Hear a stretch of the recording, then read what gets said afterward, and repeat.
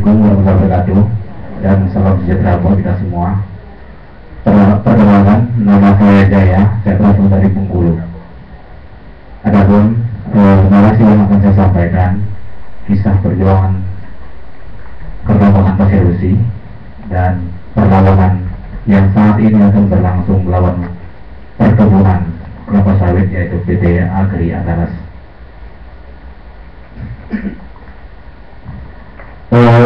Berangkat dari cerita bahwa sejarah masyarakat kedua desa dan satu dusun, Desa Rawaita, Desa Penago, juga Desa Tegal Aru, telah berhasil mengusir sebuah pertambangan pasir besi, yaitu yang dikelola oleh PT Parnia Terbiu Negara.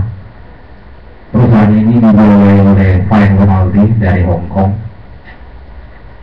Perjuangan ini lebih kurang kami berjuang selama 3 tahun. Tak terlepas dari perjuangan ini timbul masalah saat ini. Sebuah perkebunan yang dikelola oleh PT Agri Andalas, dia berasal dari Medan. Mungkin di sini banyak teman-teman dari Medan. Dia mempunyai HGU yang dinyatakan oleh BPN pada tahun 1987, itu dengan luasan 6,780 hektar atau sampai mencapai 7.000 hektar. Dan HGW ini hanya terletak di Kecamatan Sukaraja dan Kecamatan Seluma. Tetapi pada realitanya Agri Andalas bermacam cara provokasi dan propaganda dilakukan. Dia membeli lahan, dia mendekati pemerintah daerah, hingga lahannya mencapai 15.000 hektar sampai 17.000 hektar di luar HGU. Adapun perluasan dari izin-izin prinsip ini yang dikeluarkan oleh pemerintah daerah, terdapat lahan Desa Rawaita, lahan masyarakat kami yang dari migran, yaitu 174 hektar dinyatakan diserobot. Kemudian daripada itu masyarakat tetap berjuang. PT Agri Andalas ini mengerobot lahan yang sudah mutlak milik warga ditanami, tetapi mereka menanam kembali di bawah-bawah tanaman masyarakat. Ketika kita mau ambil hasil tanaman kita, mereka berhubungan dengan hukum. Ataupun kita mau mencabut tanaman yang sudah menindih tanaman kita pun tetap bermasalah dengan hukum. Akan tetapi sebaliknya, bila mana masyarakat mengganggu atau memerusui, termasuk ngambil 1 biji berondol kelapa sawit, itu pasukan Brimob datang kepada kita, langsung menangkap, kita dikurung. PT Agri Andalas kita laporkan, dan kita diam. Pemerintah juga diam, polisi pun diam. Dari cerita ini, saya selaku masyarakat yang prihatin sekali terhadap tindakan ternyata berdampak kepada saya. Tahun 2009, saya diintimidasi. Saya ditarik oleh para preman-preman, dibuat seperti bermain bola, tarik ke sana, tarik ke sini.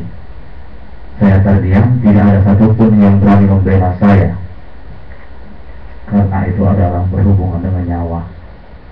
Saya pulang ke rumah, para preman dikembalikan ke rumah beserta dengan polisi dan aparat lainnya, mendesak harus meminta maaf.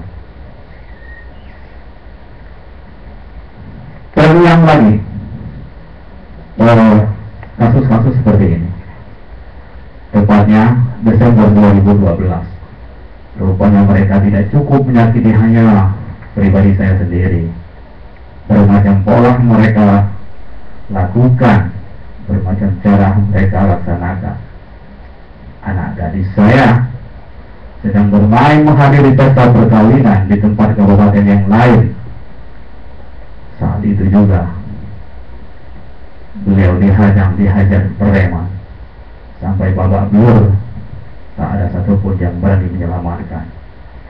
Akhirnya dia bersama temannya lari ke sebuah kamar, dihadang oleh Bapak Azwan namanya, tutup pintu kamarnya, tapi preman tetap mendesak, menendang, bahkan mengancam-ancam menampakkan parangnya membunuh anak saya. Ketika anak saya lagi di dalam kamar, tak berhasil rupanya premannya, dia pulang. Sementara itu anak saya dan temannya bersama Pak Azwan mempanaskan diri untuk lari ke dalam hutan, ke dalam 3 kilometer dari desa, berlari tanpa sendal, menggunakan celana pendek seorang gadis lebih muda belia, semester 7 Fakultas Muhammadiyah Bengkulu. Tukang lagam menyeberangi Rumba, Blokar, bahkan Tulipo yang dihantam. Lebih kurang setengah hari bersembunyi di hutan. Banyaklah warga-warga sana berdatangan untuk menyelamatkan, termasuk Kapolsek dari Batik Bengkulu Utara juga terikut di sana. Juga Bapak Camatnya dihantar ke rumah sakit untuk dites uji bisu. Setelah itu mereka hadir ke kantor Polsek untuk DPHP. Setelah 3 hari saya datang ke sana, saya cek TKP-nya, luar biasa. Kita laki-laki juga nggak sanggup seperti itu. Bayangkan seorang gadis masih perlu kasih sayang, perhatian dari orang tua. Tukang langgang berlari hanya untuk menyelamatkan nyawa. Saya pikir sungguh. Selanjutnya, setelah DPHP kurang lebih 1 tahun dari pihak kepolisian, hanya ada jawaban, sabar, nanti kita tidak lanjuti. 1 tahun tidak ada reaksi sama sekali. Masih kurang puas, mereka lagi mengadakan bermacam tindakan untuk membuat hati saya luntur dan saya berhenti untuk berjuang. Tapi tidak sebatas itu, saya tetap tangguh dan kejam. Sampai mati pun saya siap berjuang demi untuk orang banyak. 15 hari dari sekarang, anak saya yang nomor 2, gadis berumur 18 tahun, baru menyelesaikan sekolah menengah atas, lagi bermain dengan seorang pacarnya di pinggir pantai, lebih kurang 500 meter dari desa kita.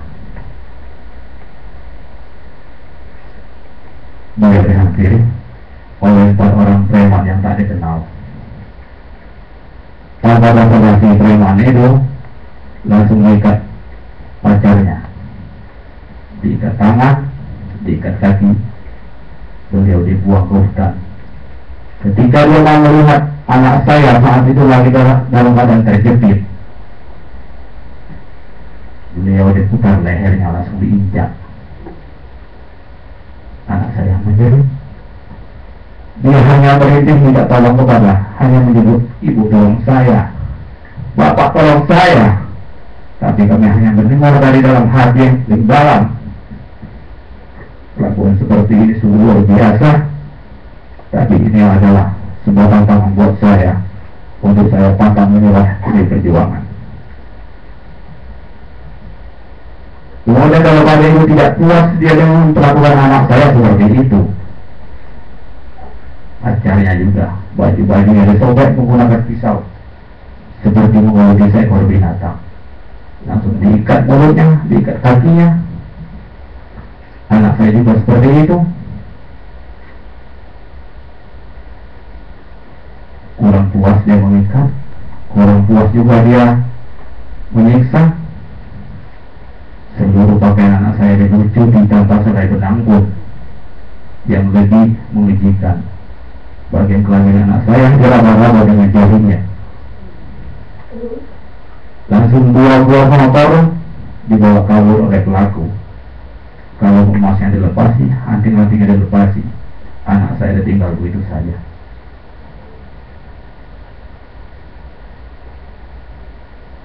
Setelah beberapa jam kemudian, pacarnya berhasil melepaskan diri dari lingkaran penjahat.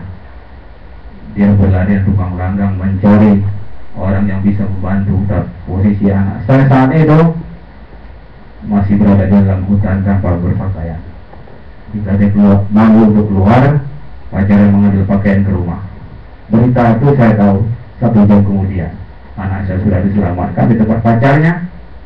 Baru saya dikasih tahu oleh kepala desa, Pak Jaya tahu nggak ada berita? Ada apa Pak? Aku bilang, anak bapak dirampok di pantai. Saya kaget sekali, terkejut. Cepat-cepat saya ambil data-data motornya, saya lapor polisi. Semuanya bergerak di berbagai penjuru, tapi saya tahu sudah 1 jam yang lewat. Selamatlah buat penjahatnya. Keesokan harinya saya datang ke Polres. Anak saya saksi-saksi di BAP.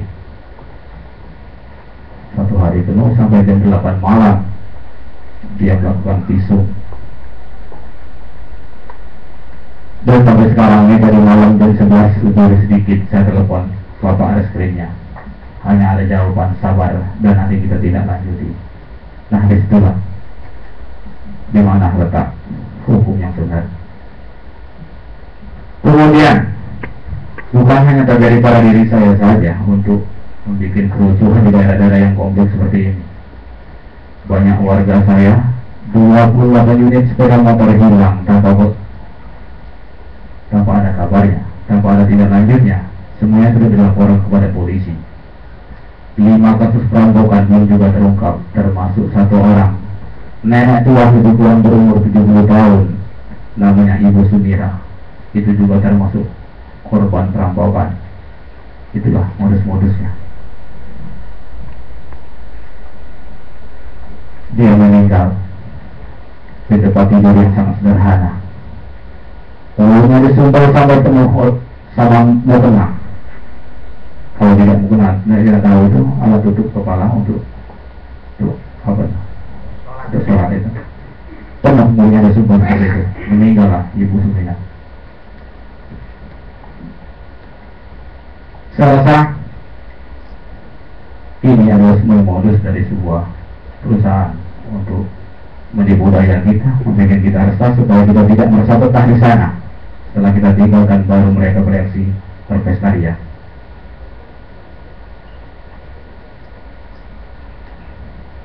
Kemudian ada pun alasan-alasan kami sebab untuk menolak semua ini. Desa kami itu lebih kurang berjarak 500 meter dari pantai, mempunyai ketinggian 3 meter dari permukaan pasang laut tertinggi. Ancaman terbesar adalah tsunami. Itulah alasan-alasan kami untuk menolak. Dan masyarakat kami adalah masyarakat migran. Mereka tidak terlalu banyak bicara, sopan santun ramah-tamah, tapi pembalasannya di luar dugaan. Selesai kedua yang baru saat sekarang ini. Dan kemudian ada harapan saya melalui forum ini, ya saya mohon sekali kepada semua elemen, kepada semua teman-teman yang kiranya masih peduli terhadap saya, untuk membantu saya supaya kasus ini cepat terungkap dan cepat diatasi. Kemudian saya sampaikan juga buat majelis warga bahwasanya saya mengharapkan jaminan keamanan terhadap diri saya dan keluarga, masyarakat dan sekitarnya, juga jaminan sosial.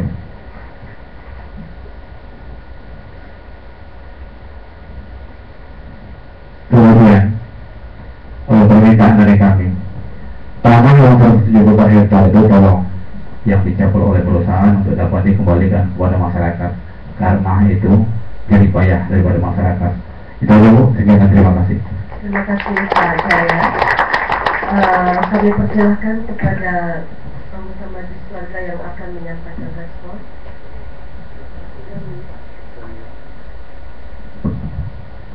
Ya, saya teringat dengan kasus-kasus sejenis mengenai pasir ya. Dan sekarang saya kira kalau ada teman-teman dari Sulawesi Utara ini sekarang yang juga berjuang seperti Bapak, dan investornya dari China. Jadi memang saya kira apa yang Bapak perjuangkan ini juga mengungkapkan ada yang juga masyarakat lain yang berjuang seperti Bapak. dan hingga kini masih belum selesai. Persis Pak, cara-cara mereka untuk menaklukkan pejuang-pejuang seperti Bapak adalah seperti yang Bapak alami sendiri. Tapi kita bangga, ya, bahkan anak putri Bapak diperlakukan begitu, Bapak masih tetap tegar.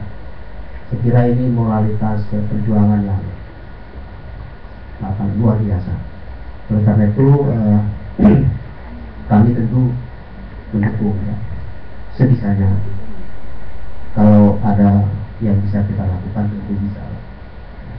Di apa yang sudah Bapak mulai sekarang ini pasti akan berbuah. Percaya sudah. Karena semua dilakukan tanpa pamrih, dengan mengorbankan segala macam. Bapak sebenarnya harus ditetapkan sebagai pahlawan pada November yang lalu. Tapi Republik ini selalu melihat tentara yang jadi pahlawan, padahal tentara yang kita hadapi setiap saat, ya. Nah, yang kedua Pak, soal transmigrasi saya juga terima di Kota Waringin Pak, sama seperti Bapak, tidak ada jaminan. Tapi mereka berjuang. Kota Waringin Barat persis seperti Bapak, tanahnya dirampas oleh perusahaan-perusahaan perkebunan. Jadi artinya apa? Bapak berjuang bersama yang lain. Bapak hadir di sini mengungkapkan fakta yang lain. Terima kasih atas kehadiran Bapak. Terima kasih.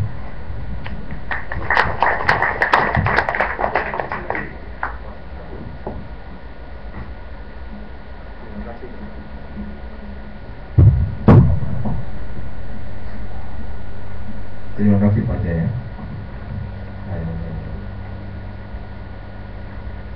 Apa yang Bapak perjuangkan ini saya kira sangat luar biasa, ya. Walaupun Bapak mengalami cobaan, ya, secara personal, di mana anak Bapak dua-duanya perempuan ikut menjadi korban di dalam peristiwa ini. Saya kira tindakan-tindakan biadab ini perlu terus-menerus kita lakukan. Kita berharap ada upaya yang serius dari lembaga-lembaga negara untuk mempercepat proses hukum. Sudah diajukan kepada pihak kepolisian dan sampai saat ini belum pernah mendapatkan respon, ya. Bahkan tidak dipublis sama sekali. Ya. Pertanyaan saya sebenarnya lain, ya. Mungkin ini perlu mendapatkan penjelasan sedikit, ya, berkaitan dengan masalah hukum atau kebijakan yang terjadi di antara dua wilayah yang berbeda aktivitasnya. Satu perkebunan, yang satu pertambangan. Sekarang bapaknya dirundung dua masalah. Masalah pertambangan, baru selesai tambang masuk pula perkebunan sawit. Nah, pertanyaan saya, apakah di antara dua wilayah ini ada tuh masuk dalam satu, maksudnya apakah kebun itu juga masuk di dalam wilayah pertambangan itu atau sebaliknya? Mungkin itu kita tahu. Iya, betul sekali Bang. Sebenarnya desa Rawaindah itu mempunyai luasan 16 km persegi. Jadi di sana itu ada namanya, kalau transmigrasi itu pekarangan 1/4 hektar, lahan 3/4 hektar, LU 2 1 hektar. Jadi jumlahnya 2 hektar. Semuanya bersertifikat, tapi ketiga tempat ini, LU nya 3/4 punya sertifikat, pekarangannya 1/4 juga punya sertifikat, lahan 2-nya yang punya sertifikat resmi itu Bang, dari BPN, dari pusat. Nah, jadi ini kembali kita bercerita masalah tambang pasir besi, ya. Tambang negara itu, tambang pasir besi itu luasan dia itu lebih kurang berapa kemarin? 3.600 koma lah, ya, 3.600 koma hektar. Jadi 2 kilo masuk ke dalam laut, 3 kilo ke darat. Termasuk pemukiman kami dan pemukiman yang sebenarnya ini habis kalau 3.000 sekian itu. Di Purwokerto tanah itu nggak sampai segitu. Pulau yang berada adalah 174 hektar. Transmigrasi 450 kakak kali 2. Tambah lahan bengkok, tambah lahan cadangan. Itu juga nggak sampai berapa. Nah, 900 kali 2, 18 ya, sekitar 2000 hektar. Dia 3000 sekian. Jadi termasuk lahan penangguh baru, Tegal Harum ini habis. Dia pemukiman yang di bawah rumah kami juga termasuk izin PT Pamia Tadi Negara itu. Makanya Bupati saat itu, saya masih ingat, di tanggal 15 Desember 2008, kami beramai-ramai datang ke kantor Bupati minta solusi pendapat melalui bagian hearing. Nanti apa jawab pemerintah saat itu? Walaupun kamu menangis darah, saya tidak akan mencabut izin pertambangan atau kuasa pertambangan PT Pamia. Silakan bekerja, langsung bubar. Kami dari sekian banyak orang itu. Artinya memang di bawah rumah kami sudah diizinkan tanpa sepengetahuan kami, dan di peta kerja PT Pamia itu juga saat itu nama desa Rawaindan tidak ada, yang hanya ada hutan belantara anggapannya, padahal manusia semua di situ. Kami pertanyakan masalah nama desa Rawaindan, alasannya di BPN memang belum tercantum, padahal Rawaindan itu berdiri tahun 92. Dia datang udah 2005. Jadi saya rasa nggak mungkin kalau nggak ada. Itu Bang. Ya.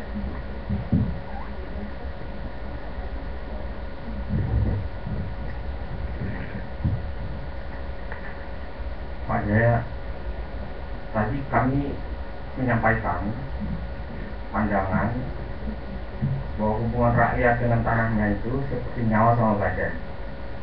Untuk memutus nyawa sama badan itu harus pakai kekerasan, Pak. Operasi kekerasan itu membuat rakyat menderita. Tapi cerita yang disampaikan oleh Bapak lebih daripada sekedar itu, berkenaan dengan penggunaan kekerasan terhadap anak Bapak yang perempuan dengan perlakuan tambahan berupa satu kekerasan seksual. Tak ada lain bahwa ini adalah sesuatu cara yang memang barbar, yang ditujukan untuk memporak-porandakan satu keteguhan perjuangan dari para pejuang. Karena itu supaya nyawanya lepas itu. Kalau nyawa sama badan lepas, maka badannya itu bisa dikuasai. Tanah dan air dan segala kekayaan alamnya di dalamnya itu bisa dikuasai perusahaan itu. Yang membuat saya bertanya-tanya, apa sesungguhnya di dalam diri Bapak dan orang-orang seperti Bapak itu masih melanjutkan perjuangan ini, sementara Bapak tahu teman-teman Bapak itu memulainya saja belum mau, atau sudah memulai kemudian patah ya dan hancur karena melihat perlakuan terhadap anak Bapak atau perlakuan terhadap tetangga-tetangga mereka yang lain.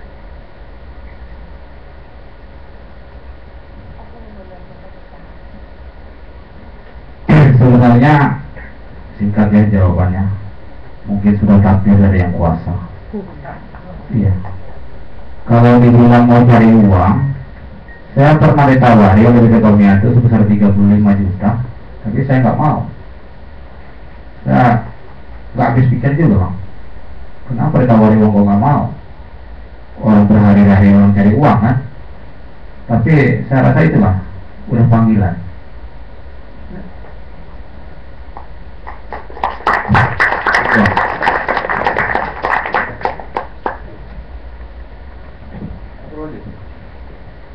Ini kalau Bapak ngobrol sama ibu istri Bapak, apa kata istri Bapak terhadap yang Bapak lakukan? Ya, istri saya juga dia ikut terlibat kalau di perjuangan, kalau mau aksi dia pemegang uang, siap memegang menguasai seluruh keuangan. Saya di bagian transportasi, kawan-kawan yang lain bagian orasi dan bagian negosiasi. Istri saya juga pernah ikut ke Bandung. ikuti kegiatan ibu-ibu Koalisi Perempuan Indonesia di Bandung bersama Walhi, bersama Jatang kemarin. Jadi kami di rumah itu sebenarnya udah jodoh. Benar bapak mengatakan kalau suaminya penjudi, istrinya beribu. Udah pasti kalau nggak ditipu yang ditangkap polisi suaminya. Udah pasangan bang, udah kontraknya, memang harus seperti ini.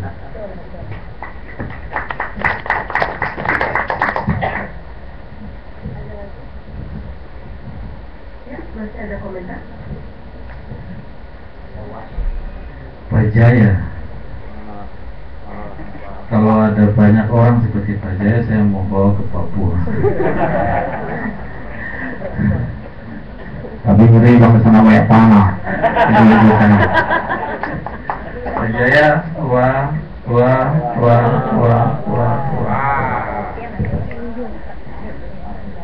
Karena pertahankan harga diri dan martabat, kemudian keluarga, anak terkasih itu menjadi taruhan. Dan ini saya pikir nilai juangnya sangat luar biasa yang kemudian kita perlu belajar, dan semua orang mungkin harus belajar dari kegigihan para pemberi saksi, tapi juga hari ini Pak Jaya. Dan saya pikir ini sangat luar biasa sekali. Jadi yang saya ingin mendapat penjelasan juga dari Pak Jaya, ini juga tadi saya sempat meminta penjelasan dari saksi-saksi sebelum berkaitan dengan preman-preman ini. Apakah mereka itu tinggal sekampung atau pernah diidentifikasi orang-orang ini atau gimana? Terus siapa yang selama ini mendampingi, terutama Pak Jaya, karena resikonya sangat tinggi sekali nih. Siapa yang pernah mendampingi atau ya semacam begitu? Terima kasih. Oke, kalau masalah preman bang, saya rasa karena waktu di PT Pemirsa di Negara itu untuk humas sama keamanannya banyak melibatkan preman-preman yang kelas-kelas canggih. Jadi sedikit banyak jelas ada hubungannya sama teman-temannya di luar desa itu. Kemudian di PT Agri Andalas ini memang semua keamanan sana menggunakan preman, termasuk brimob yang mampu bayar. Jadi jaringan-jaringan mereka ini sangat luas. Dia berupaya membujuk, merayu teman-teman itu meresahkan masyarakat di sekeliling perkebunannya. Itu bukan hanya kami saja, di sekeliling perkebunan, izin perkebunannya itu diganggu, gimana, pokoknya bermacam cara lah untuk masalah masyarakat itu modusnya. Kemudian yang masalah mendampingi, saya rasa kita seluruh Indonesia ini mungkin ya di Jakarta lah khususnya bang, udah termasuk mendampingi semua untuk kegiatan kami ini, terutama dari Walhi Bengkulu, Walhi Nasional, Mbak Mai, Jatang. Mbak Mai itu sudah makan tidur juga di rumah ya.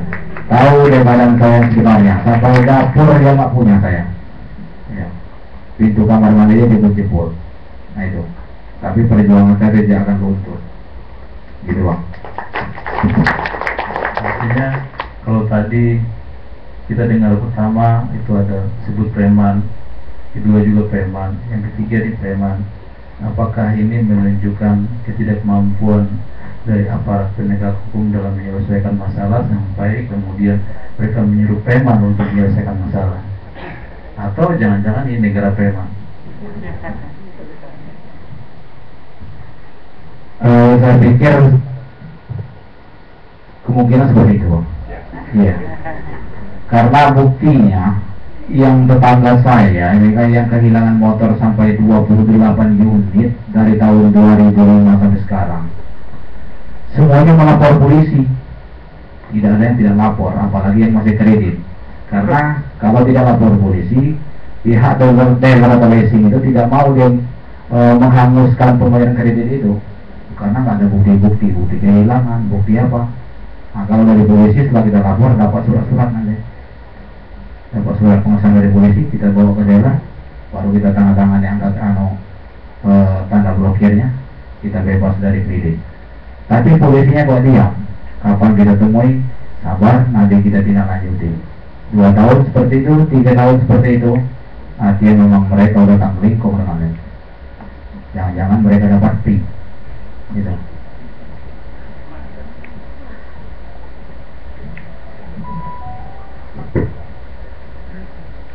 Terima kasih yang sebesar-besarnya Pak Jaya.